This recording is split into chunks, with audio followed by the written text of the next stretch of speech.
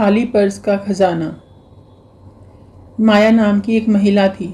वह बाजार से सामान खरीदने गई।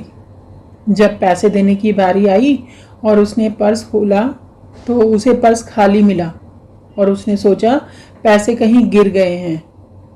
वह इधर उधर देखने लगी और दुखी हो गई और वहीं मंदिर की सीढ़ियों पर जाकर बैठ गई। खाली पर्स को निहारने लगी और सोचने लगी कि इतनी मुश्किल से कमाए पैसे कहीं गिर गए हैं। अब मैं क्या करूं? यह सोचकर उसकी आंखों से आंसू गिर गए।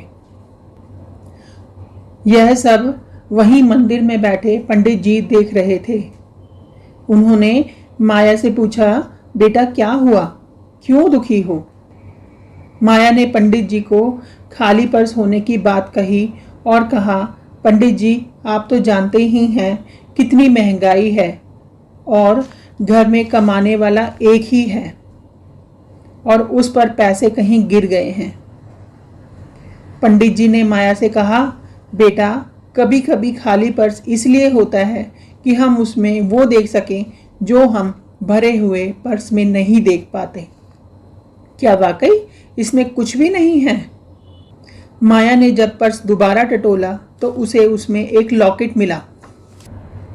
उसमें एक तरफ उसकी माँ और दूसरी तरफ एक मधुबनी पेंटिंग बनी थी।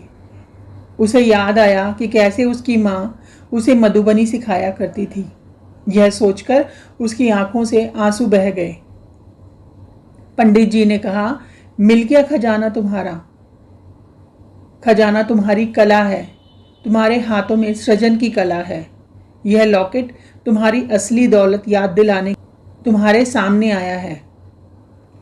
माया आज समझ गई थी कि वह गरीबी की वजह से परेशान नहीं थी, बल्कि वह कला खो जाने से खालीपन महसूस करती थी।